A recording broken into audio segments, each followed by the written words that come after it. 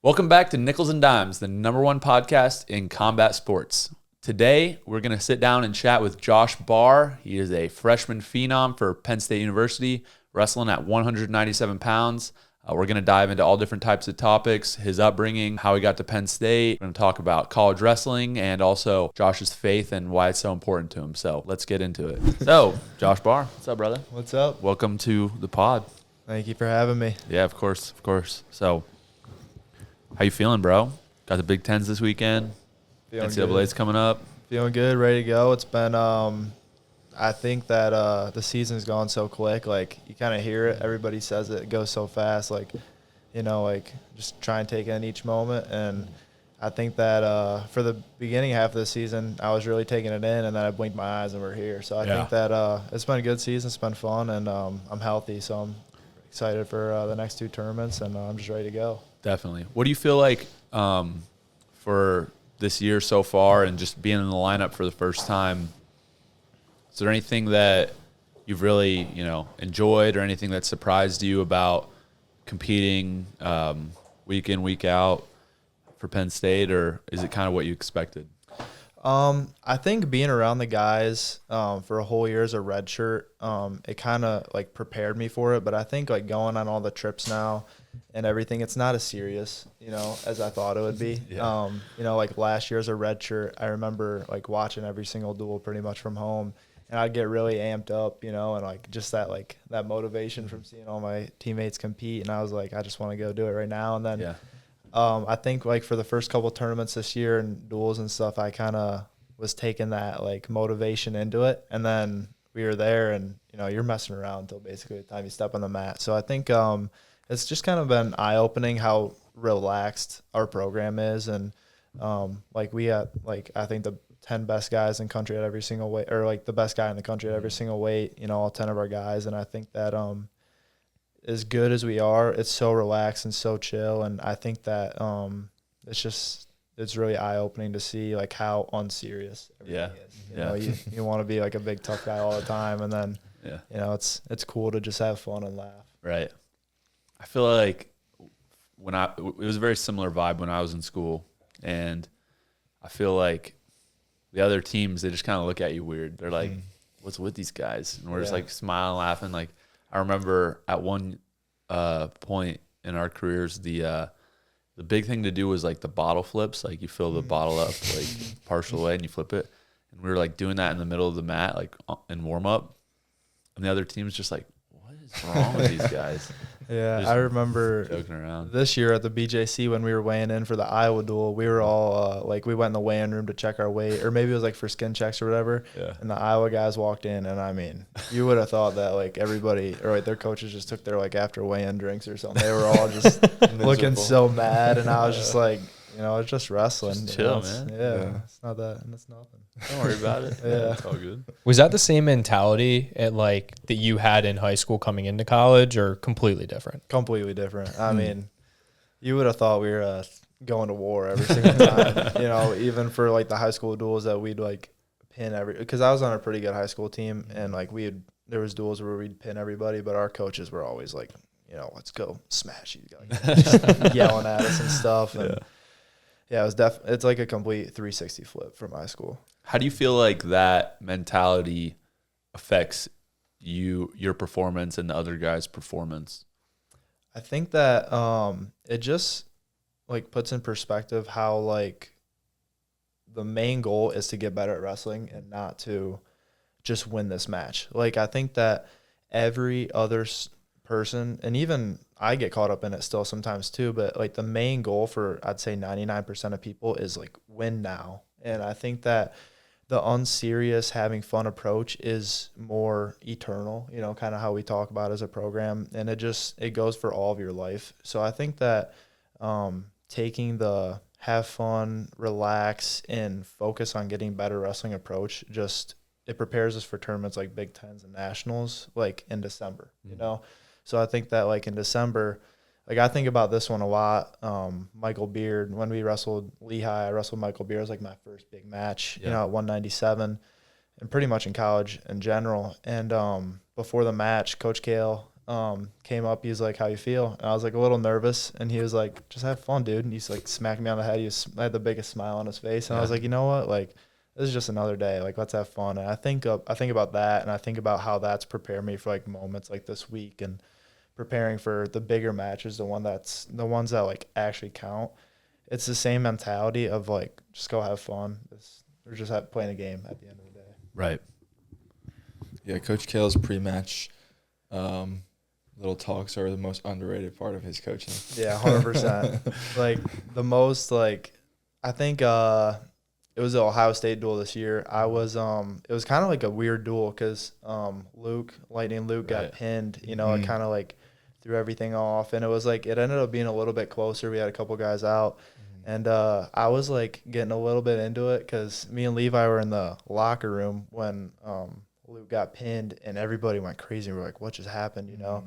And then it was kind of, like, closer than we expected, and I was getting playing into it a little bit, and Coach K was like, hey, nothing changes. And I was like, you know what? You're right. So it's just, like, I think one of his best talents is, like, being able to bring you back down to where you need to be. You know, tensions get high. For sure. How do you feel like you've progressed over the course of your season? Like, with just you had so many big matches in a row and this being like your first real year. How do you think, like, from the start till now, how you feel different or how you've improved? I think that overall I've just improved mentally more than anything, just being able to forget about results and stuff. I think that, like, after the Beard match, I was like really excited. I was like, all right, like, I'm here. Like, everybody knows who I am now. And then I kind of like went home that day and I thought about like getting excited in my head again. I was like, you know what? Like, I don't need to do that. Like, we got another big match here soon because I had like Stephen Little, you know, in like a week or 2 weeks or whatever. I was like, I got to start preparing for that. So I think that just forgetting results, win or lose, has been like my biggest attribute and where I've improved the most at this year. Because like I lost the Iowa match, but then we had Michigan the next week. I had the number 2 guy. So it was like, you know, like take from the Iowa match what I can get better from, but there's no point in being down in the dumps about it, you know, and that kind of stuff. And same thing like after the Michigan match, like you win that match, but it's like, all right, we got Maryland on Sunday. What can I get better from and forget about it? So I think that my wrestling, I think that I could get better until I was like 100 years old. Like I'll never, ever be the perfect wrestler, but I think my mindset has definitely been the most improved thing this year. Yeah. What would you say that, you know, prior to kind of learning some of these lessons from Coach Kale and the other guys, what was your relationship like with wrestling and with winning and losing? I think that you're kind of raised, at least I was kind of raised, like winning and losing is everything, you know, not specifically by like my parents or anything, just the culture that you grow up in. And I was coached by Paul Donahoe. He was a national champ. And I was coached by a lot of good guys growing up. I was coached by Roy Hall at Davison, and he coached like Brent Metcalf, Paul Donahoe, John Reeder. And so it was a very like culture that was used to winning. So I think that like growing up in that culture, it put a lot more pressure than needed to be. So I think my relationship was a lot worse with the sport because it was a lot worse and a lot better at the same time, because sometimes like when you'd win, you'd be on the highest high of all time. You're like, oh my gosh, like I'm the man. And then when you lose, you're like, oh man, I should just like hang it up now. Like this sucks. So it was more up and down, and now it's just even keeled. It's the same thing. Pretty much every single day. It's, hey, let's get better at wrestling. Let's have fun, and let's be a good person instead of let's be the biggest, baddest dude walking around. Right. How did you start off? Like, did you have what got you into wrestling, and how old were you? So my dad, he wrestled in high school, and then we moved from my mom's job to we used to live like in lower Michigan, then we moved to like the middle of Michigan for my mom's job. And my dad was like coaching the local high school team like for a side job or whatever. And one day I like went to practice with him when I was like 4 or 5. And I was like, hey, I want to like try this. And then, so I think it was like 5 or 6 when I went to my first practice. And then it sucked for like that first year. I like cried. I cried like every single day because I didn't know what I was doing. But yeah, it started rough, but it was around like 5 or 6. Yeah. And so it started a little rough. When did you kind of like realize that you were good or start having some success? So I stayed in that like local program until I was like 8, I believe. And then when I was 8, like I finally like started winning some matches. And then Paul Donahoe had moved back to Michigan from Edinburgh after his last year. And he started a club called Team Donahoe. And some of my teammates at my local club were like really good at the time. So they're like, well, really good for like youth. And then they went over there. And so I was like, all right, like I want to go over here with my friends. So my dad started taking me there. And that's when I realized like the next kind of like level, because like he was like putting us through like real hard practices, and like our youth club, we were like playing dodgeball the whole time. So I kind of started to realize what the next level wrestling was like around 8. And then shortly after there, I started to have like success. Like I'd finally win some tournaments and stuff. So I was probably like 8.5, 9 years old before I like actually started winning tournaments. And was it at that point that you were like, all right, I really like this. Could maybe see myself, doing it in college and start setting bigger goals for yourself? I think that I didn't really think about college wrestling until I was in high school. Okay. Like I had watched it, but like it seemed like out of reach. Right. Like when I was in middle school, I was like, these guys are like celebrities. Yeah. I think it was like kind of when you guys were in college, and like I was like, this is like way bigger than. That's so weird. Sorry, I don't mean to cut you off, but that's so weird to think about that like you were in middle school when we were going through that. It does like, how old are you? 21. Yeah, so we're 8 years older than you. Yeah. That's so weird. Wow. Well, speak for Doesn't feel yourself. like Speak that. for yourself. Yeah, we got another young buck in here, but that's crazy. So when we were seniors in high school, you were like a freshman in high school. Or when we were seniors in college, you were like a freshman in high school. Wow. That's wild. Wow. Okay. So continue though. Yeah. So like watching you guys and just the best guys in the country at the time, like it felt like it was so far away from me that I would never get to that level. And then I think the first time I really thought about college wrestling was my 8th grade summer going into my freshman year of high school. I placed at Fargo. I took 4th. And I remember like before, I think it was my semifinals match, I saw like college coaches around the mat. And I was like, oh, this is cool. Right. And then like I thought about that for a while after the tournament. I was like, oh, maybe this is like a thing I could do.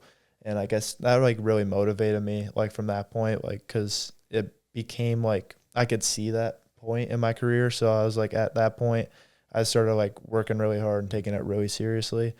Not that I didn't take it seriously, but it seemed like more of a attainable. Yeah, attainable. So I was like, all right, let's do this. And so I would say like 8th grade summer going into freshman year, I was like, all right, let's try. Nice. And then what was high school like for you? You were pretty dedicated to like training and, trying to, continue to improve and stuff. Yeah. So high school, I'd say my freshman year, I was a bigger, like for a freshman, I was 152 my freshman year. So it was definitely an adjustment. Like I went to school with Alex Facundo and a bunch of other guys who wrestle D1 now. And I got the crap beat out of me every single day. And that was like the first time in my life I was like, oh my gosh, like this is crazy. Like I don't even want to be here right now. Like I'm getting taken down and cut. Like that's never happened to me before. So it was a big adjustment, like going from like 138 like that year in Fargo to 152 in high school, and just wrestling big guys, growing dudes.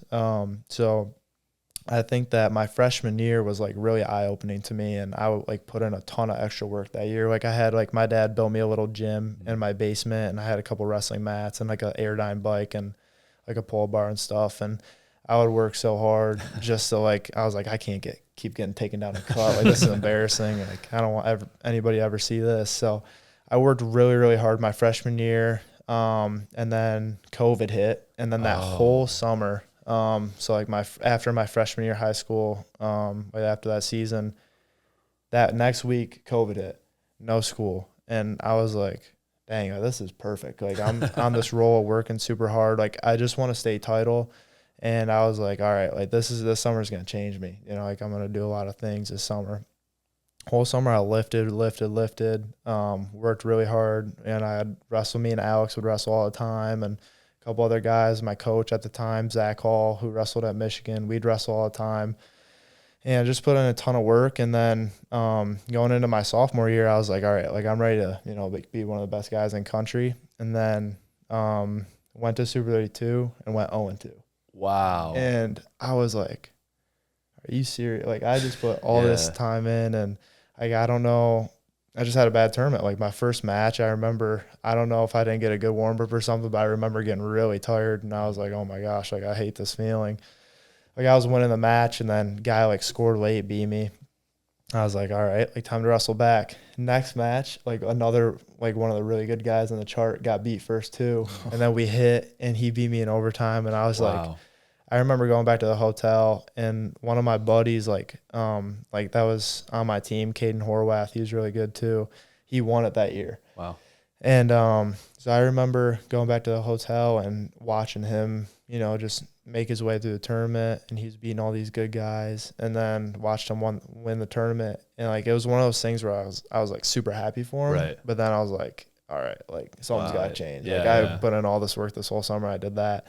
So then it was really after that where my training became more focused. I think like up until that point, I was very like, I'm just gonna work hard. I'm not just gonna pick, you know, things to work hard at. I'm just gonna work hard at everything. Right. And it kind of like, I would go on a wrestling mat and not know what I was going to do because I was like trying to do all these things. And then like after that tournament, I had to sit down, talk with my coach, and he was just like, hey, how do you want to wrestle? And I was like, I don't know. And I was like, I don't know what works. I don't know. Like, you know, I work on all these things, but I'm not really good at anything. I'm good at like decently good at all these things, but like you don't have a system. You don't have like a I didn't have style. my system. Yeah. So after that, I was like, he was like, well, you're in good shape, so like wrestle hard. So that was when I was like, all right, I'm gonna wrestle hard and figure it out from there.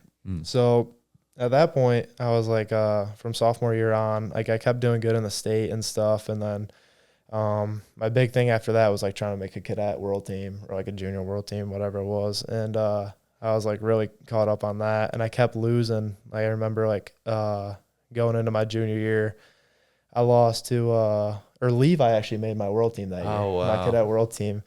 So I forget, I lost in like the quarters or something that year. And then I won Fargo that summer, and then me and Levi wrestled at Who's Number One. Oh yeah. He beat me there. And then I lost again the next year to make the back world in team. practice now. But then I went the next summer to make a world team and lost. And then I won Fargo again. And then, so I kept doing good, you know, but I was never like at the pinnacle. Like for me, I lost at Who's Number One twice. I never made the world team. So high school was like, after that defeat at Super 32, it felt like I was at the mountain, but I could never get to the top of it. You know, like it was kept feeling like I was like, I'd like get my hand up and I'd fall off, you know? So high school was like, it was like tough, like at the end, because I was like, dude, like I can't beat these guys. Like I don't know, like there's always like just one guy I couldn't beat, you know. So it was fun, but it was definitely frustrating. At the end Frustrating. of it, Had its challenges.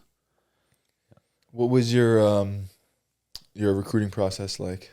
Recruiting process was fun. I think it was definitely like challenging because I had to do it in the midst of getting ready for Fargo. It would have been the first year I won it. Junior year? Yeah, my junior, like going into my junior year that summer or whatever after your sophomore year. And it was fun, but I remember being like really stressed out because I was like, I felt like in the beginning I was wrestling with way more pressure than I ever did. Like I remember being at Fargo that summer, and I was in the quarterfinals, and I remember some coaches were coming up to me and talking to me and stuff, which I don't even know if it was legal or not. Like, you know, they're just coming up and talking to me and stuff. And I remember just thinking, like, before one of my matches, I could feel like breathing down my neck. It felt like, like people were like on the mat watching.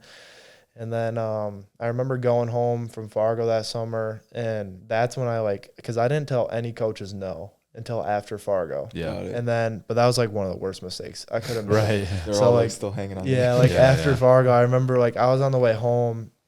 It was like me and my fam. It was like me, my dad, my mom, my little brother, and me, like all driving from Michigan to Fargo. It was like a 15-hour drive, I think. And the whole time I'm just like, hey, like, I'm sorry. Like coaches were calling me. I was like, I was in the car, like, hey, I'm sorry, coach. Like, I'm not gonna come to your school and stuff. Dang. So it was, that part was stressful for me. And then I finally got it down to my top 5, which was Penn State, Iowa, Michigan, Ohio State, and Virginia Tech. And that was fun. Like the visits and everything were fun. But I remember like after I came here and just seeing the energy and everything, I think I had 2 more visits. But after I came here, I told my dad, like, I was like, I don't know if I should take these other visits. It doesn't feel fair to these other schools. Like, I think I'm going to come to Penn State. And he's like, no, you should take them, just like set it in stone. So I took my last 2 visits, and then like after the last visit, I remember I called Coach Kale, be like, hey, I'm coming to Penn State. Like I'm not gonna tell anybody for a little bit, but like I'm coming. And the reason I did that, like I told him I wasn't gonna tell anybody, was because I didn't want to tell the other coaches. That was like the worst part for me, like having to call them, because my dad is like a stickler, like on my character. He's like, you're not texting him. He's like, you're going to call him, or you're going to tell him. And I'm like, all right. So like, it took me a couple weeks to muster up the courage to do that, but I called him. And that was the worst part of the whole Did you have any like bad experiences? Any coaches like get on you a little bit? Yeah. Well, not get on me, but I had a couple just hang up on me. Like, wow. Really? Like, yeah. That's crazy. Yeah. And I'm glad I just sent emails then. Yeah, I was like, all right. Like, it kind of made my job easier. I didn't have to explain nothing. So I think, that was definitely the worst part, was telling them no. But what if you're like, that was a test? Wow, that's crazy. They just hung up on you. Yeah. Dang. You're just like, it's a little messed up, because you're like a high school kid, you know? Yeah. You're like 17, 18 years old. That was tough. Was that tough for you? Yeah. Yeah. Well, it wasn't. It was good and bad. So I had some funny ones. Yeah. But I was kind of in a similar position, similar schools, and I didn't really. I was like, this is not fun. My dad made me do it, type thing. And yeah, I had some coaches responded like pretty positively, and some were like real jerks. Yeah. Like very, very rude. Really? Yes, very rude. Like I won't name the school, but I had this coach. Basically, this was in the middle of my summer between my junior and senior year. And so the way I did it, it was kind of funny. So we had a family vacation and we went to the Cayman Islands. So I had no cell phone service or anything. And so I told Coach Kale before the trip that I was going to go to Penn State, and then went on the trip. And then the day I got back, I was like, all right, I got to call these coaches and stuff now. And so I think maybe some of them had heard from somewhere or something like that. So I think some of them were kind of prepped. So I called the head coach of this school, doesn't answer. Called him like 4 times, doesn't answer. And to this day, I don't know if it was like an on purpose not answer or he just wasn't with his phone, but I never got a call back or anything like that. So then I was like, all right, I'm gonna call the assistant. So then I call the assistant and I tell him, hey, I really appreciate you guys recruiting me. Like I'm gonna move a different direction. I want to go to Penn State, but like, thank you guys for your time. And he was like, all right, like, that's very disappointing, blah, blah, blah, this and that. And, you did commit to an official visit to us. So I would hope that you would uphold that. And like, I hadn't taken any official, it was just like all unofficial. It was this summer. And I was like, no, I see what you're saying, but I'm not going to do that. Like, I want to go to Penn State. Like my mind was made up. And he was like, oh, so you're a liar. And your dad's a liar too. And I was like, wow. What? I was That's like, crazy. I was like, I wouldn't say that. I would just say that I made a decision. Like, I don't feel the need to take the visits. And he was like, yeah, you gave us your word that you would. So like, if you don't, you're a liar. And I was like, what? I was like, well, I don't see it that way. So that's all I got to say. And he was like, so you're taking the visit or not? And I was like, no. I was like, no, I'm not. Like, bye. And I just hung up. What the It was heck? crazy. I was like, what the heck? Like, I couldn't imagine if I'd gone to school there. Yeah. Like, how those coaches treat the athletes. Like, it was just unbelievable. That's insane. Yeah, it was like, so you're a liar and your dad's a liar too. I was like, okay. Like, At we're that going point, straight into it would have this. been wasting money anyways. I know. I'm like, why do you want me to go? go on this visit so bad? Like, what are you? You gonna kidnap me? Yeah, for real. Yeah, and it wasn't like I was taking official visits or anything. Yeah. I hadn't taken a single one. I was just, hadn't even scheduled it. I just told them that I would. Yeah. But yeah, crazy. This show is sponsored by BetterHelp. Let's talk numbers. Traditional in-person therapy can cost anywhere from $100 to $250 per session, which adds up fast. But with BetterHelp Online Therapy, you can save on average up to 50% per session. With BetterHelp, you pay a flat fee for weekly sessions, saving you big on cost and time. Therapy should feel accessible, not like a luxury. With online therapy, you get quality care at a price that makes sense and can help you with anything from anxiety to everyday stress. Your mental health is worth it. Now it's within reach. For me personally, I have seen a therapist many times. I feel I've taken a lot of benefit from it. And it's nice when you are just able to talk with somebody and chat through your problems. Most of the time for me, if I'm able to just have a conversation about it, that gives me a lot of clarity. A big part of keeping sharp mentally is just being able to talk about my issues with people. With over 30,000 therapists, BetterHelp is the world's largest online therapy platform, having served over 5 million people globally. You can join a session with the click of a button, helping you fit therapy into your busy life. Plus, switch therapists at any time. Your well-being is worth it. Visit betterhelp.com/Bo to get 10% off your first month. That's BetterHelp, HELP.com/Bo. Now back to the show. Josh, how was it navigating NIL with making a decision? It was easy because I didn't deal with it. Yeah, it was zero part. Like, I can truthfully say, like, I know other people say like it's no part of their recruitment, but I can truthfully say like I didn't talk about it one time. The only thing that was talked about was scholarships, which is nice. Yeah. Because I think that I had schools that I told no like sooner than others mention it and stuff, but at that point like it was so new, like when I first started getting recruited, that I didn't know barely anything about it. And like at the time, I thought that wrestling would always have like $0 because it's just that kind of sport, you know. Not that I know there's people making money now, but I think that like at the time, I was like, I'm not even gonna talk about this because it has no bearing, you know, on where I go to school. I want to go to the best school, like. I don't care if I had to pay to go, like, you know, that was kind of my mindset. So I didn't have to deal with it, which was nice. What, when you visited Penn State and got to know the staff and the guys on the team, what really set the program apart that you were like, I want to go there? What was kind of some things that made a difference? Well, first of all, I saw how happy everybody was here. I remember taking some visits at other schools. I mean, I was taking my visits like in the fall, like early in the fall, like September, right. You know, maybe some in October, but most of them were like early. And so like schools like maybe just started mandatory practice or something, but guys like already seemed like drained at the other schools, like fresh into the semester. And I was just like, these guys just look tired already. And I was like, I don't know like how they train, you know, or anything. One of the visits I took, they actually did an insane practice. It was like crazy. It was like 45 minutes alive, like running. It was crazy, but trying to impress you. Yeah, I don't know what it was. I saw that and I was like, this might not be the one. But these guys seem crazy. I just remember how happy everybody was here. It seemed like everybody was joking around. Everybody had a smile on their face, and every single person that walked in the room came in, shook me and my dad's hand, and introduced themselves. And I just felt like at home, like since like the second I stepped on campus, the second I started talking with Coach Gale, it just felt like an easy connection. So I think that just that feeling of feeling at home and just feeling welcomed by everybody.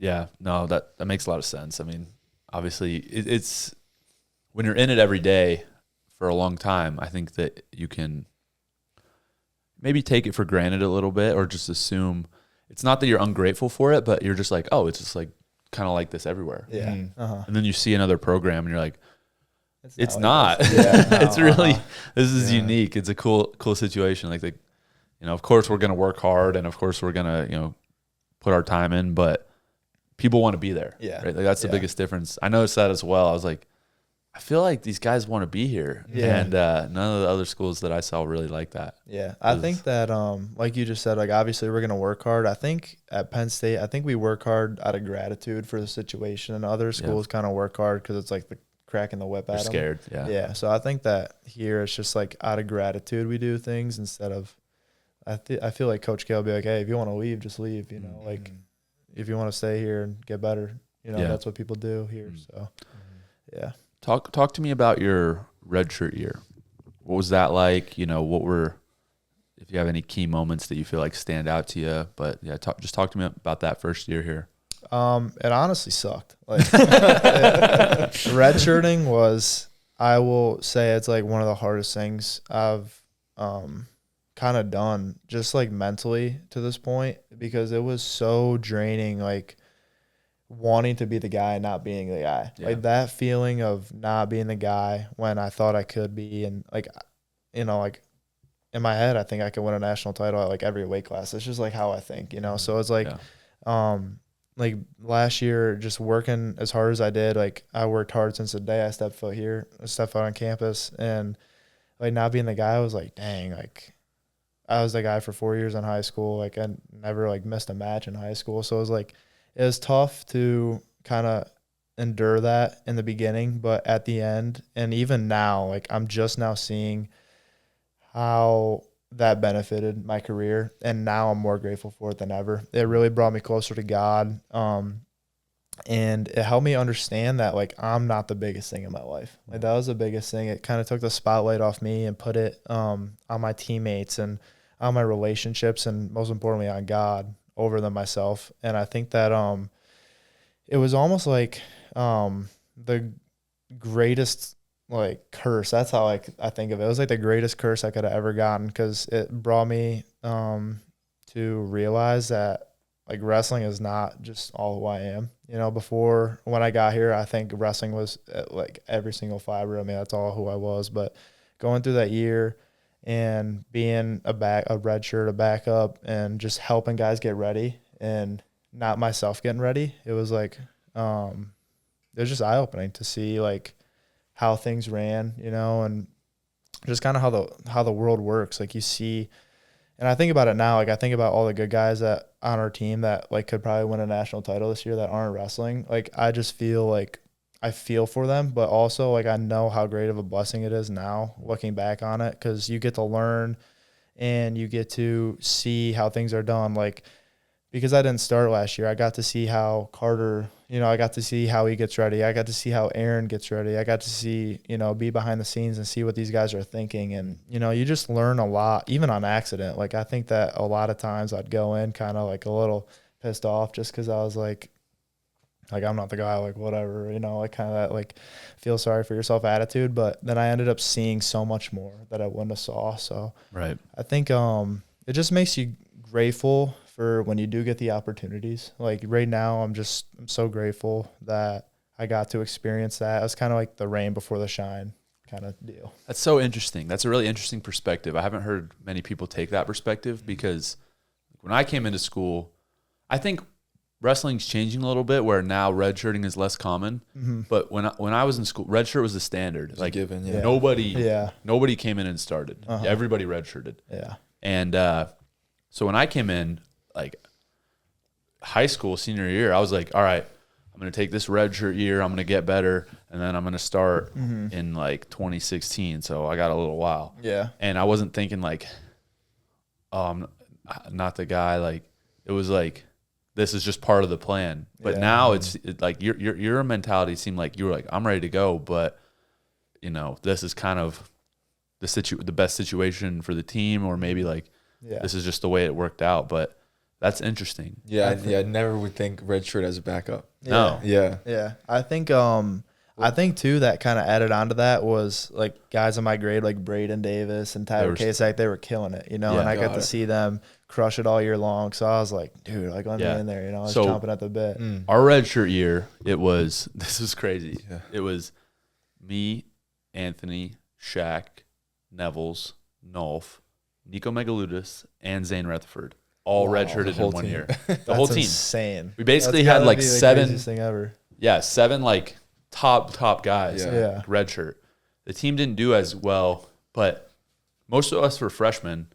It was like obviously a load up year. It was like we loaded up. Yeah. Which was weird, but everybody knew what was going on. Yeah. And it was one of those, dude, what was interesting about it was a lot of stuff. They don't do this as much anymore, but they used to do a lot of stuff where it was like starters versus non-starters. Oh yeah. And it was a battle, bro. Like our redshirt lineup was stacked. Yeah. Like we were getting in there with the starters, and it was like almost the practices would get more intense because it was like kind of a fight. The starters really wouldn't wrestle each other. Like the starters were wrestling the backups and the red shirts, but like the backups and the red shirts, a lot of the weights were better. Yeah. But it was good to like get through that, because I feel like when we made it through it, it brought our team closer, like in an interesting way. That's Yeah. a crazy group of guys that all have Yeah. redshirting. It was crazy. It That's was insane. so interesting. But yeah, I feel like the year in my mind and in a lot of our minds, it was like, oh, this is like a practice year. Like this isn't like, Yeah. it's just, I don't know. I feel like maybe I worked hard, but I probably could have done more specific stuff to like get better. But I just, Yeah, I think that in the beginning of the year, I was kind of like, I wasn't like sure if I was gonna get a wrestle off or not, just because like Bernie was ahead of me. He's a Right. 4-time All-American or not. So like in the beginning of the year, I was kind of like preparing for that, Yeah. and then like I started moping around, like after I kind of figured out that I was just gonna redshirt, and Yeah. then I think it was probably around January. I was like, all right, like stop feeling sorry for yourself. Yeah. Like get better at wrestling. So like, they never had you guys wrestle. no. Got you. So I wrestled. I lost. So I did a wrestle off. I lost to Matt Brown. You wrestled Matt Brown I wrestled Matt Brown twice. So in the wrestle off. I wrestled him in the wrestle off. I don't know why they did it, but they were Wow. like, let's go. I think they just didn't think I was going to win because what happens if I win, right? But so I wrestled him off. I lost 5-3, something like that. Like, but it wasn't a close 5-3. It was like 2 takedowns and escape to 3 escapes. Like, yeah. not a close match really. And then I wrestled him at the Nittany Line Open in the finals, and it was like 10-9, like Yeah. tight. Really? Like he took me down a few times at the beginning, and then I started coming back, and at the end I was like I was almost gonna get him, Yeah. but he beat me both times, but like really close matches. But yeah, I'm surprised. Yeah. They're a little different with how they're doing things now. Yeah. I More mean, calculated. Yeah, but yeah, like I mean, I guess right. Like there's some situations where like for you guys, it's like okay, Bernie is a senior. Yeah. You have a redshirt year. Like Yeah. it makes sense. Why make you guys wrestle off when Yeah, it's good for the team. Yeah, it like looking back on it now, it made 0 sense for anything I wanted to happen. Like Yeah. I would have been like I'm much better off now, like going through that year and Yeah, it was So, the best like, for everybody. yeah, 100%. And then like I said, like once it got to like January, I was like, all right, let's get better at wrestling. And Yeah. then from like that point to where I'm at now, every single day has been, no matter like the occasion, it's going and get better at wrestling. And I think that without having that first half of the year kind of in a red shirt, I don't know if I would have gotten to that point as quick as I did. Yeah, you needed that. Yeah, 100%. How has your weight been? Did you have to lift and put on much from 84?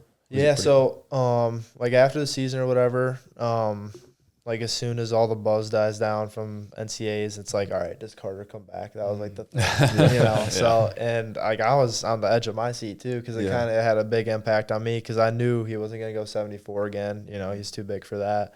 So I'm kind of just every single day, like I was talking to coaches, talking to Carter, and it seemed for a while that like he actually like didn't know what he was gonna do, and then one day, he was like, yo, I think I'm gonna come back and like I'm gonna go 84. Like he was telling everybody 97. I don't know.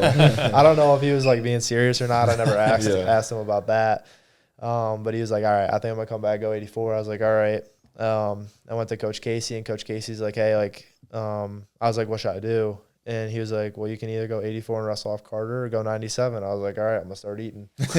So I forget when exactly that was. It might have been in like May, somewhere around there. But I remember I just started eating a ton. I think I was probably like 190 when Carter decided he was going to come back. Dang. And I was like, at that time, I was worried about it. Like, I was like, I don't know if I'm going to get big enough. Like, I called my dad, and I was like, yo, like, what do you think? Because he's kind of been my mentor, for my whole life on things. Because he was like kind of my wrestling coach. He's always in the room and stuff. So he's like really good at mentoring me with that stuff. And he's like, just trust in the plan, whatever, eat a lot and figure it out. And I was like, all right. So I started eating like 6 eggs every morning, 3 potatoes, and then every single night I was having like a pound and a half of ground beef with like a cup or 2 of rice, like 20 grams of creatine a day, protein shakes, whatever I could do, lifting with Coach Mike. And then, so I didn't step on the scale for a while. So I made the world team in June at 86 kilos, which is 189. And then I didn't step on the scale for a while. I was like, I'm not going to stress about it. I'm just going to try and get big. And I remember stepping on the scale one day after practice in July, and it said 199. You were like, let's go. I was like, after practice, I was like, no way. I like stepped off, stepped back on. I was like, I went and looked in the mirror. Like I wasn't fat. So I was like, all right, like I did it. Like I got big enough. And then like the next morning I weighed myself at home, and I was like, in the morning I was 202. And I was like, okay. I was like, all right, I'm big enough. Because Coach Casey, the whole time, he's like, you just got to get to like 195. He's like, you don't even need to be over 197. I was like, all right. So, I just ate a lot. And then in September, I had to go back down to 86 kilos. Oof. And I remember like when we got to Spain, I was like 201. And so we were like 5 days out or whatever. And then I started losing the weight. And then I was like, oh, wow, like this is like a year, like a whole leap year difference. Than it was in June. Yeah. So, I think that like the gaining the weight was like a test of faith for me, because I was like stepping into the unknown. I was like, I thought when I got here, I was going to be a 74 pounder. Oh, wow. And then I got a little bit bigger. I was like, all right, definitely a career 84 pounder. And then I was like, all right, this is completely out of my comfort zone, but this might be where God's leading me. So I was like, all right, not going to step on the scale. I'm just going to eat. And it worked out. So then heavyweight next. Wherever they want. Keep it going. Yeah. Traps out the ears. You close your eyes and eat. You never know when you step on the scale. Yeah. That's funny. That's so similar to like kind of what I went through. I remember we finished the NCAA tournament my junior year. And I was talking to Tony, and he was like, he had wrestled 97. And he was like, yo, I'm going heavyweight next year. And I was like, guess I'm going 97. Like, let's go. I was like, might as well move up, kind of same thing. And I was like, it was easy because I just did what he did. So I'm like, 6 eggs? 6 eggs. How was that process for you guys? Like, was it like mentally challenging or just like physically challenging with the eating and stuff? Yeah, I mean, the way I explain it is like gaining weight's more fun, but it takes way more effort. Like cutting weight, 3 hours goes by and you don't think about food, like you're good. But with gaining weight, it's like every hour it's got to be on your mind. So like some people ask me about it now, like some wrestlers and stuff, and like I gotta like tell them off the bat, like, dude, like this is not what you think it is, because because most guys, like when they go from 97 to heavyweight, just like the biggest jump, like most of them put on like 25 pounds of fat. Like that's kind of how it goes. So I think it's like severely underestimated. Like when I tell people, it's like 6 months of locking in. If you want to jump like 40 pounds of like solid weight. For me, I was like, I want like 12. And that's still like, as you saw, like it's more than you think. Like you think that it's pretty easy, but it takes more effort than people expect.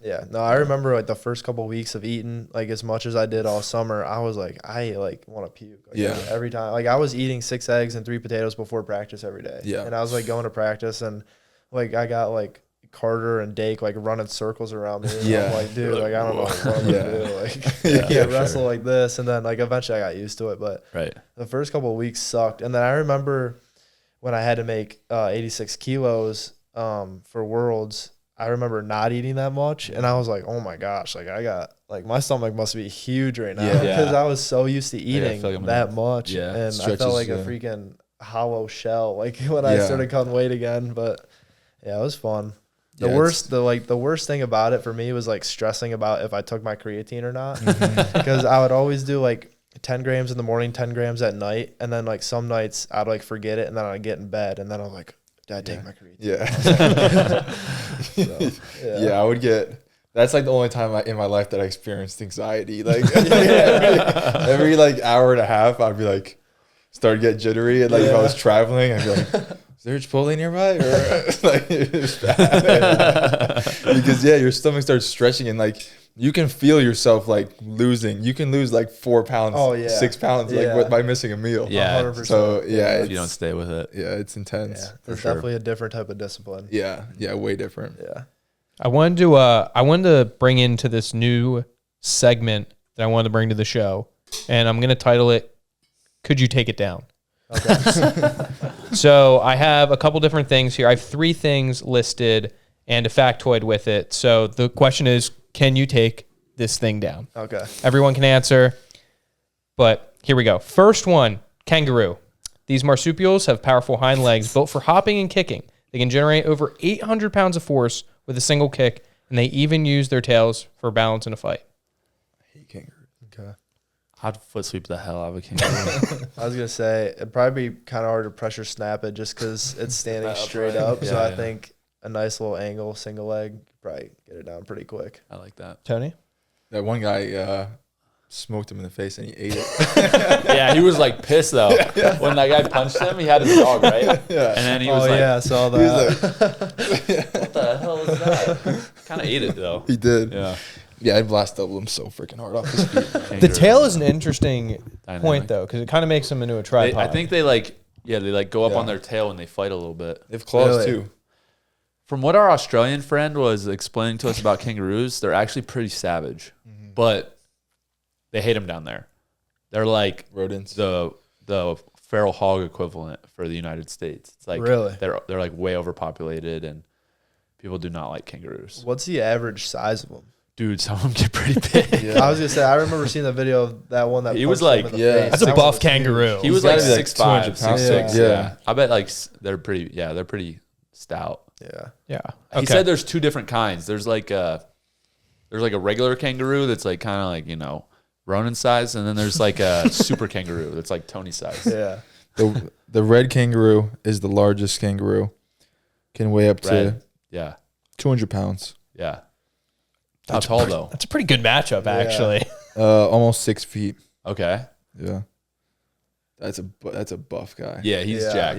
Yeah. He's putting up 3 plates. Yeah. That's insane. That's a big thing. All right, next one. Next one, we have the Komodo dragon. These beasts aren't just massive lizards. They have toxic saliva packed with bacteria and venom, making even a minor bite deadly over time. They can also run up to 12 miles an hour in short bursts. Aren't they always on the ground? So we'll go. I guess you technically You gotta turn one. You gotta get near Yeah. fall. Yeah. Get near fall on a Komodo dragon. I think the game plan would be just run behind him and choke him out so he couldn't bite me, and then Nice. probably throw a boot in. That's I fair. like it. I like it. I mean, that venom is very scary. Yeah. That's something that people don't understand about these animals. No big Are you letting it bite you in order to get the takedown, though? It's fine. It depends the situation. All right. Last but not least, Coach Kale, 4-time national champion. Tail. Yeah, pressure snap. Go. Get him to take a bad shot, run Yeah. around it. No problem. I was waiting for something like that in there. That was good. That's good, Coach Cal. Josh, I wanted to ask you this question because I think it's interesting.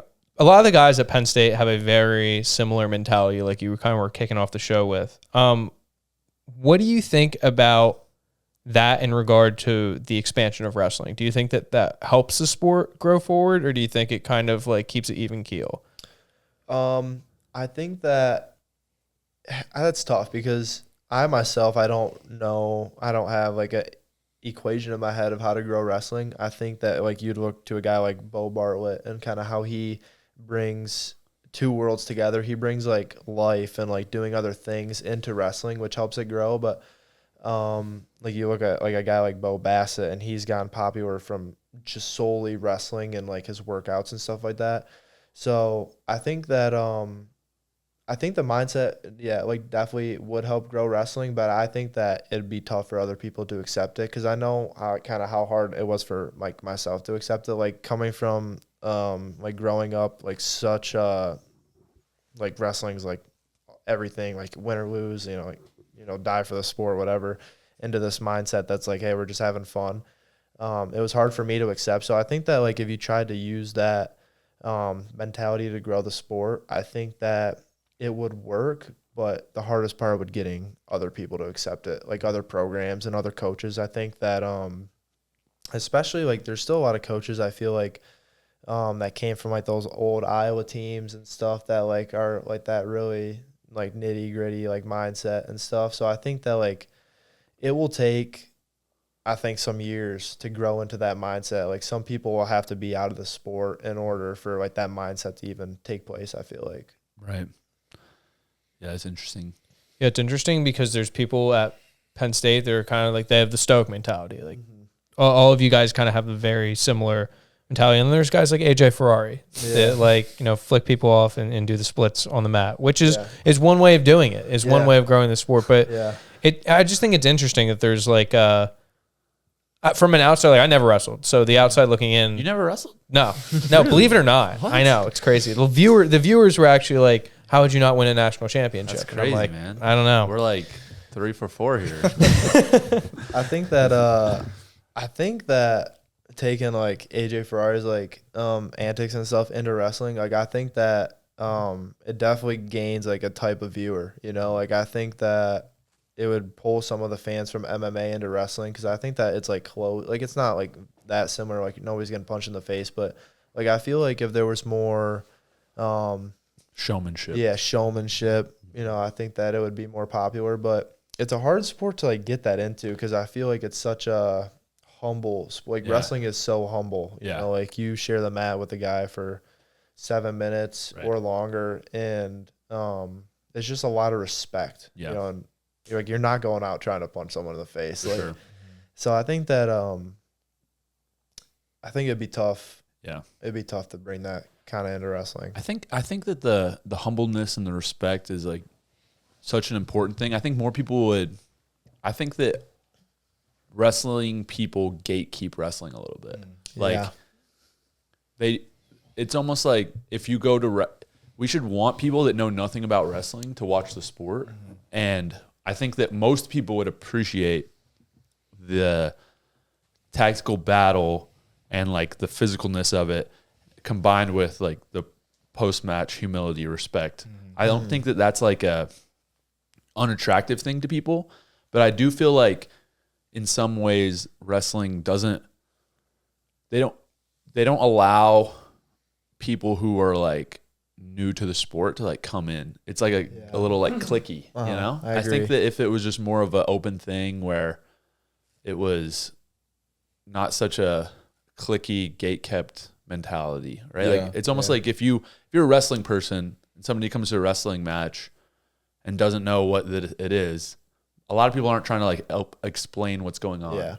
It's like, oh, like what are you doing here? You shouldn't be here. You shouldn't watch this. And it's like, they want to see the sport. Like we should be promoting that. You know? I agree. And if they do something that like would be entertaining to like the outside world, they're like, oh, that's not shut it down. Can't do it. And it's like, dude, like let people figure out whether show the personality, and like if they're, you know, humble, respectful, quiet, like you can get behind that, and the same other people can get behind the guys that are louder, right? Like it's like you need that, right? And I think that you shouldn't tell people how to act, and then people that become like kind of interested in it, it's like don't gatekeep it, like explain what's going on and like promote it, right? You know, I think that it can be promoted a lot better than what it is. It's like it almost seems like they just want to hold on to what they have. It's like, all right, well, we have this like tiny little niche community.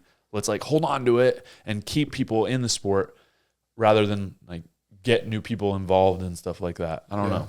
I agree. I feel like the people that should be growing wrestling aren't the people that are trying. I feel like we have like I feel like we have guys like Bartlett, for example. Like I think that he's doing a great job, but I feel like he shouldn't be the one taking the lead on that. You know? It shouldn't be on his back to like carry. I agree. And like I said, I don't have the equation. I'm not quite sure. Because I was always kind of a guy like under the radar, not that many followers, not that many this, whatever. So I think that I don't know. I wouldn't take advice from me trying to grow the sport. I think it's cool to like see the emotion of the sport come out a little bit more. Like with your big win, you know, a little bit of a celebration at the end, or like K-Sack like raising his fist after lifting the guy up from Iowa. Like I think that helps the sport a lot, because then it's like the one shot or the one clip that gets posted on social media. But then, like you were saying, it's the wrestling connoisseurs that are like, that's kind of out of line, which is weird in my opinion.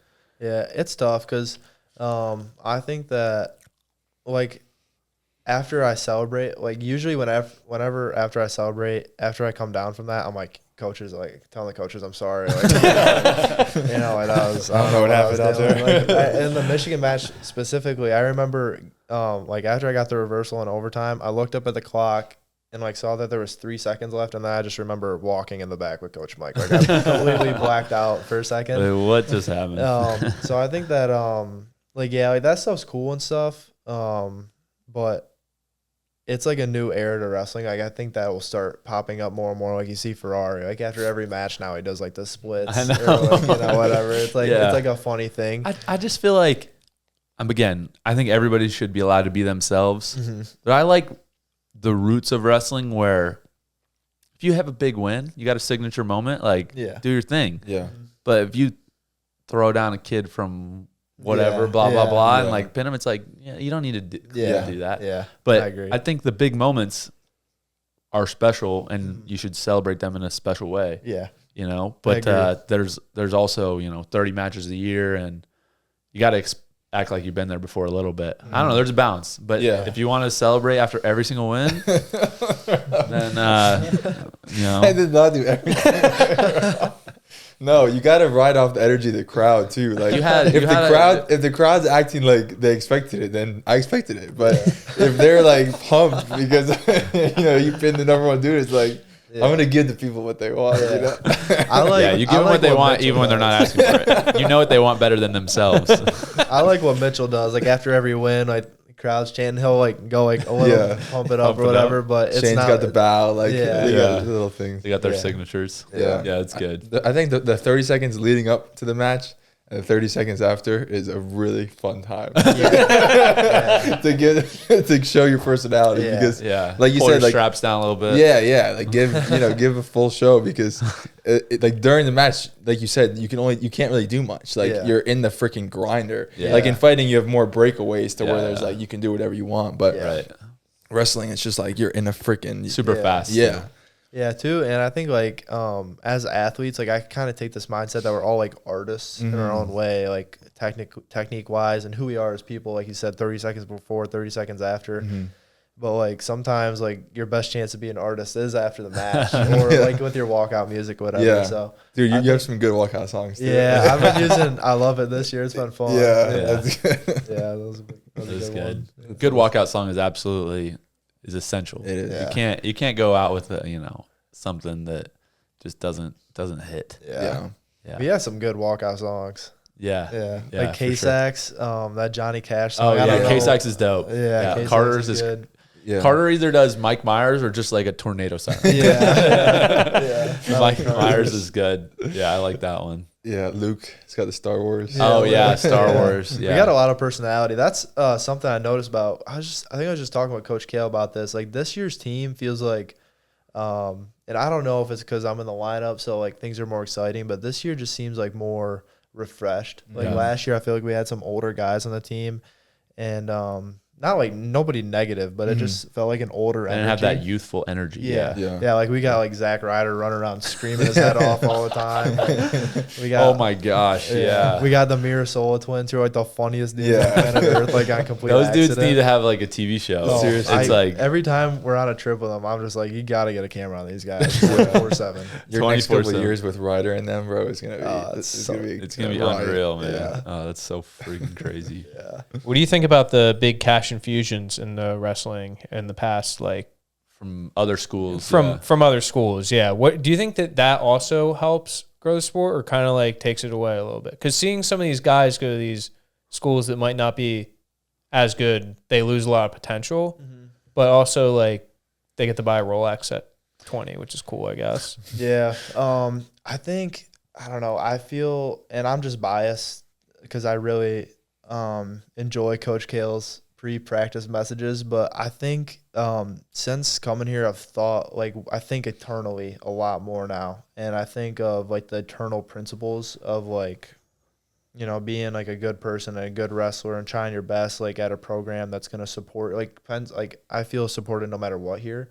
And these other schools like could throw like a big check at you, but like I don't know how and I'm not like judging these schools at all, but I don't know how trustworthy those guys are like after they hand you that check, and you're just another guy on the team.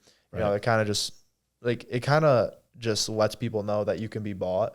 And I think that here we practice those eternal principles of being a good person and like taking care of one another, being a good wrestler, and focusing on just having fun and playing the game that we play. And when you start turning it into something it's not, that's when I think bad things happen. And I'm not saying like these schools aren't going to be good because they use money to their advantage, but I just think that the way that we do things is much more it's just better. Like I think overall, like in the long run, term. in the long run, it will always work out better the way we do things because there's more trust within our program. I think our connection as a team is deeper because you're not just floating new guys in and out, that are like some of these other guys, like they're just going to these schools to get paid. They could care less about anybody there, whatever. And like, I feel like too, a lot of 6-year guys, 5th-year guys who are transferring to get paid, a lot of them kind of don't have like the success that they used to have because they're probably like, once they cash that check, it's like, whatever. Yeah. Like I got my money. Like it doesn't really matter what I do. Yeah. And obviously there's like the 2 like older guys in my weight class, like are like they're having really good seasons. Like there's obviously those 6-year guys that do well and work hard. And like I'm not saying that's all those guys, but a lot of them like will transfer and then kind of have bad seasons and stuff after they get paid, I think. So yeah, for sure. They're just looking.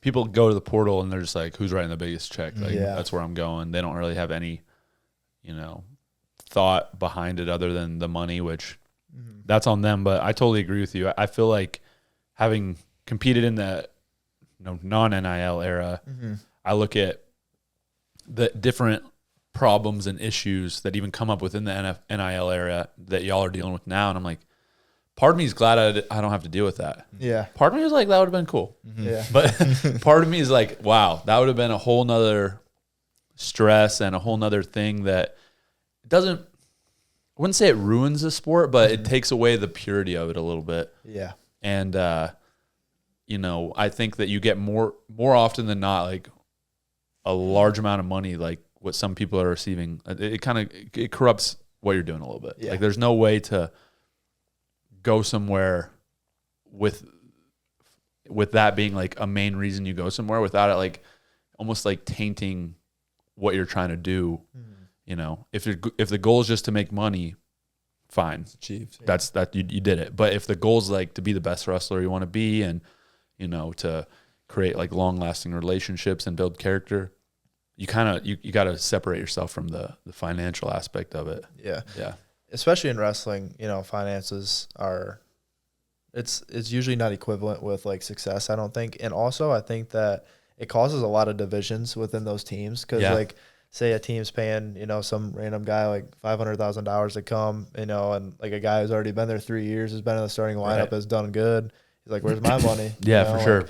So I think that it just doesn't, it doesn't tell the other athletes in the program that have been there, since high school when you were recruiting them, it doesn't tell them that where your trust is at. Or they're valued, and there's definitely got to be, I would imagine on those teams, a little bit of division and turmoil between certain guys, right? Like, a little bit of, and at the end of the day, it's like, it's an individual sport, but you got to practice with these guys every day and like wrestle them, and you want to have that bond. I felt like that was one thing that set our team apart when we were in school, is that I see a lot in y'all's team now, is like we were tight. Yeah. Like if, anything was going down, like we were with each other, like for sure. Yeah. There was no doubt about it. 100%. And I don't think that the other schools really have that.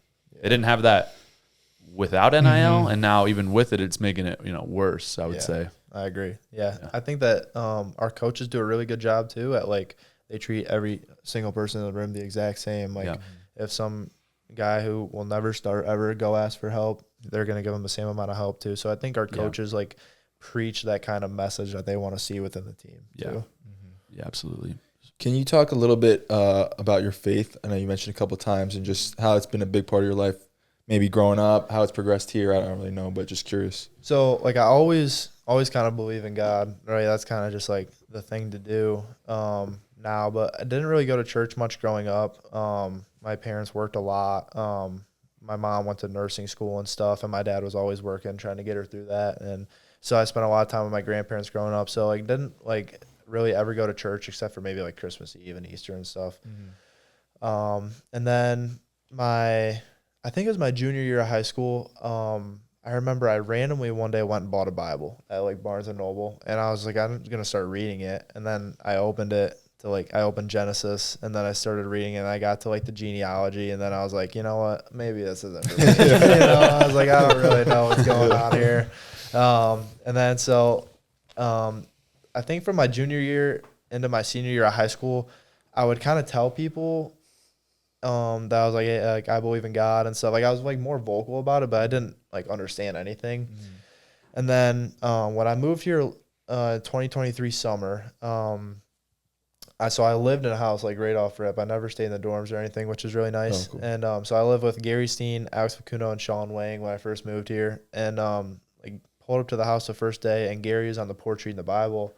I was like, I asked him what he was reading or stuff. I didn't know Gary very well at the time, so I was making small talk. Yeah. I was like, "What are you reading?" He's like, "I'm just reading the Bible." And he had just had surgery on his appendix. He just got taken it out. And I remember like later in that week, he like wasn't going to practice or anything. I was like, "How you doing not wrestling?" He's like, "Good." He's like, "I'm just wrestling with God." And I was like, I really thought about that for a day. I was like, wrestling with God. I was like, what is that? What does that mean? And so I went to practice and I came back and I asked him, and he just kind of told me about it and whatever. So I opened my Bible back up. I started reading the New Testament. You know, it helped me a little bit more.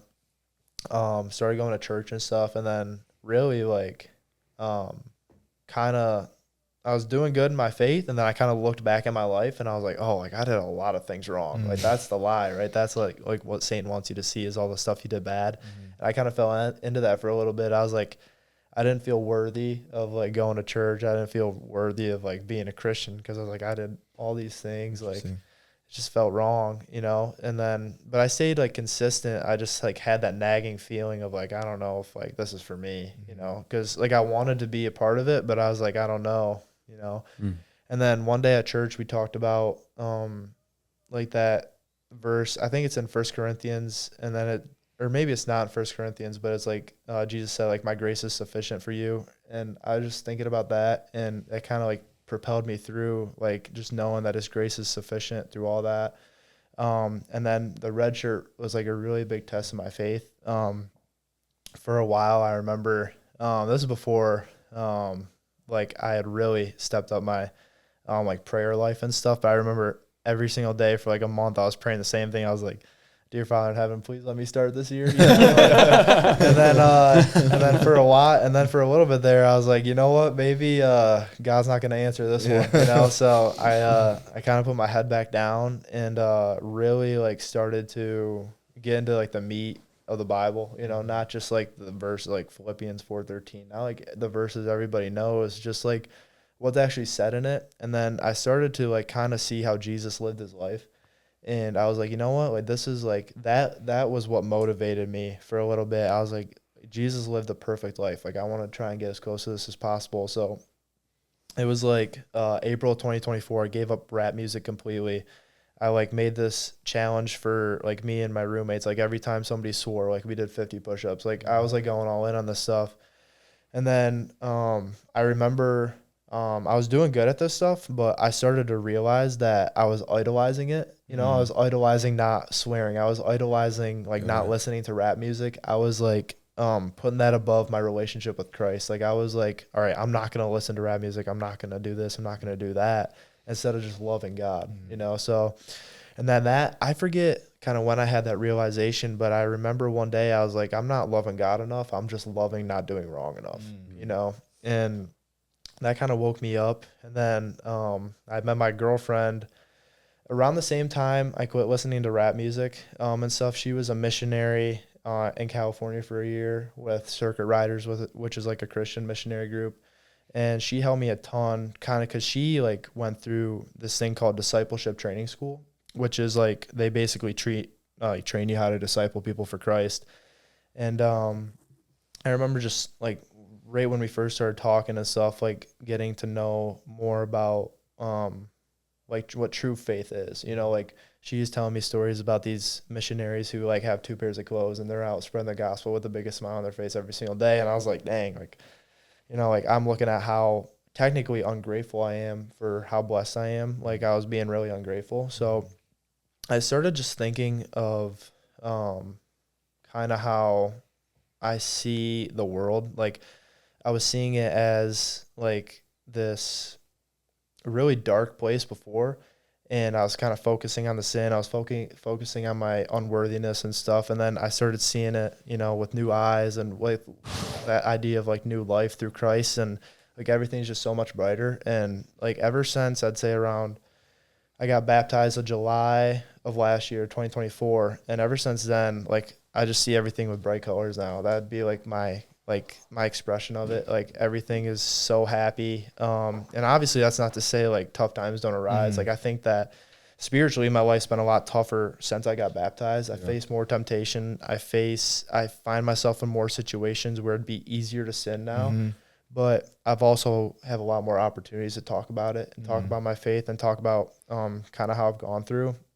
And it's been really fun taking it into this season and being the starter this year and balancing competition with faith is it's like a difficult thing, because it's like, all right, at one point, you know, I obviously want to win, and then this other point I'm like, I want God's will to be done. And if that's me getting teched or pinned in the first period, like, you know, what's that balance? And Aaron's been someone who's helped me a lot with that, kind of just focusing on competing with gratitude for all that God's blessed me with. And like I said, like last year, like in January, I was praying like, hey, God, can you please let me be the starter? Now I'm like, hey, God, like just keep me healthy. Whatever happens, happens. Like, let's have fun.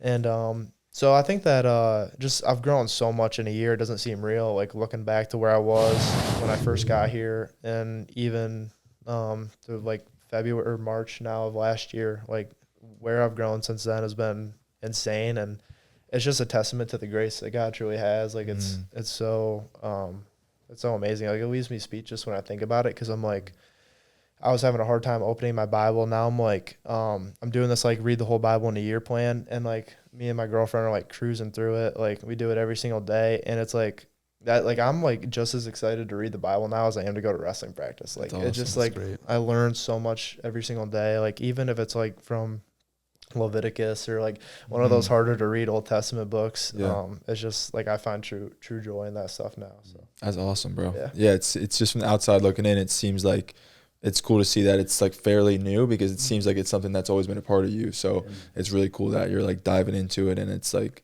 progressing along so quickly and just taking over. Yeah, we do me, Gary, and Alex Facundo, we do a Bible study with a guy named Dave. He's actually a pastor in New Jersey, and me and Alex got connected to him through Gary, and like him and Gary have been talking for a while now about faith. He like prays for us every single day. And like one of the first Bible studies we did, I remember Dave, it was like right after I made the world team this past June, and Dave was like, God gave you a platform, now you get to use it. And I was like, what does that mean? And he's like, when you get interviewed, you know, when you post on Instagram, like you have these followers, all right, like use it to honor and glorify God. And then I started thinking back to like all AB's interviews, like everyone's like always getting frustrated at him because, you know, they want him to talk crap and be a big old bad guy. And AB's like, it's the Holy Spirit, man. You know? So I just think of that and think about, you know, how AB did it. And he's gave me a lot of advice this year. And I'll share like one of the biggest things that I've taken into the season, like competing wise with my faith, is I remember it was before the Lehigh Duel this past December. AB just told me like, compete where your treasure's at. He's like, is your treasure stored up here in heaven? I was like, it's in heaven. He's like, just compete knowing that like you got nothing to gain here. Like no matter what happens, win or lose, win 4 national titles, you know, never start again. Like your treasure's in heaven, like compete like that. And just ever since that day, I've been competing a lot freer, a lot more enthusiasm, a lot more joy, and just knowing that like when I step on a wrestling mat, that's the exact place I need to be, you know? So, that's awesome, bro. Yeah. It's great advice. Yeah. That is awesome. Yeah. How do you feel like, you know, you mentioned a lot of guys, Gary, Alex, AB, that are walking the walk with you as well. How do you feel like that community and brotherhood affects and helps you? It's everything. I think that something that we often get caught up in this Christian walk, I think, is thinking the whole world's against you, you know, because technically it is. Like Satan's everywhere. Satan, especially on a college campus, like you could go downtown and find a million different sins to commit in about 30 seconds. Like it's not hard. But having a brotherhood to fall back on when something goes wrong, when you fall, you know, when, you know, the unexpected tragedy comes in, like losing a loved one, or, you know, or whatever it may be, having a strong community around you is absolutely necessary, in my opinion, to be able to fall back on. So it means everything to me.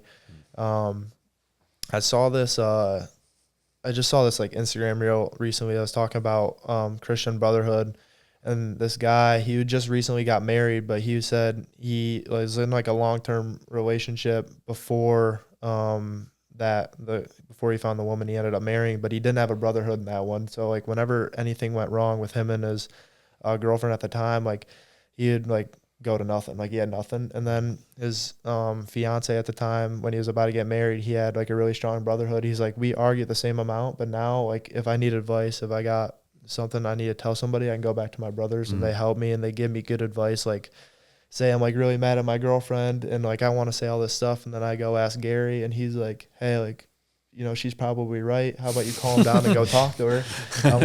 I'm like, all right, like, you're right. So I think that it's absolutely necessary, and I think it's really cool because at the end of the Bible it says, "Go make disciples for Christ," and you know, that's kind of, you know, what we're doing, and it's fun. Yeah. Yeah. Oh, that's awesome. On that same train of thought, I noticed that a lot of you guys on the team you guys have something similar going on, and it's the goatees.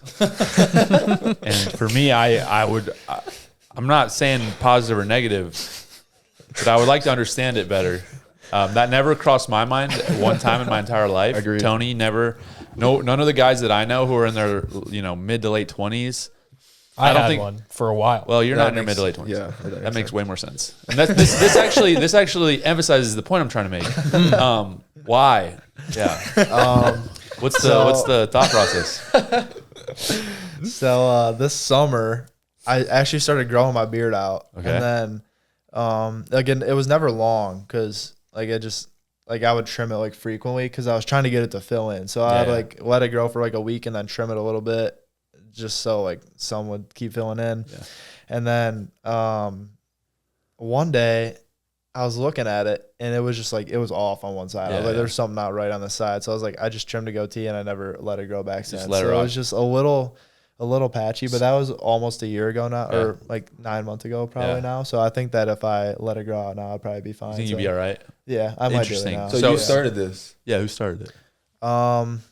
I probably Carter or Carter? AB, honestly. Or AB? Yeah, it's I feel like interesting. those guys, like when I picture Carter, I just think of a goatee. So the genesis is that it doesn't come in nice right there. Yeah. It doesn't come in. So you got to just. Well, cut it. mine like wouldn't like grow up here. Like it would like be thick down here, but it would be like white and like really. So you could thin do like up the here. chin strap. How old But are That's you? pretty much it. 21. Oh, you'll get there. Yeah. Don't worry. Yeah, I'm confident. I want to have a beard. Yeah, you'll get Yeah. there. Don't worry. Yeah. Dude, I don't know. I've never had it been able to connect, and I've tried like 3 times. Well, you So, might need How to old are just give up on I'm it. 24. Yeah, you're nah, like 21. There's still time. You're kind of at you got to work with what you're given. Yeah, I remember for me it was like I was always clean shaved, and then all of a sudden I just had a beard. Yeah. It was like there was no phase in woke between. up It was and like, oh, I have a beard now. Like, all right, that's cool. Yeah. But yeah, you'll get there. Don't worry. Yeah. Yeah, I remember when I was trying to grow it out. That was like my whole personality for like a couple weeks. I was like, yeah, I'm growing a beard now. Don't worry about it. Yeah. So Yeah, I just noticed that with a lot of guys on the team. I'm seeing a goatee trend, and I'm like, is this cool now? Or yeah. like, Well, what is- yesterday, I mean, we caught a bunch of strays because Yeah. Zach walked in That's- with one, and then Cole Mirsol walked in When with one. once and- those guys hop on, it's like maybe it's time to has move to. on. Yeah. Yeah. Well, the thing is like Zach, I feel like is like he tries to be the leader of like every group that he's in. So he's like, if he does something, he'll try and get everybody to do it. That's and Cole amazing. fell for it. So. I love it. Oh, Cole, poor Cole. Yeah. That's so good. Oh man, I will say if you were in like the late '90s, early 2000s, and playing baseball in the MLB, you walked up to bat with a goatee, there was a good chance you're hitting home runs. It's pretty Yeah. dope. So that's one thing that I look at goatees with respect, and Yeah. we'll see. I mean, there's a lot of you guys that got them, but once I see the results, maybe we can get behind it. I'm never gonna do one myself. Yeah, we get 10 national champs, then you keep them. Yeah, the goatees are fine. Oh, man. Well, we appreciate you coming on and chatting with us, hanging out. Anything that you want to say to anybody out there in the crowd? Obviously, you're competing Big Tens, Nationals coming up, but you got anything? Just thankful for you guys and just another just opportunities. Absolutely. Let's go. Appreciate you, brother. Thank you. Appreciate you guys. Thanks.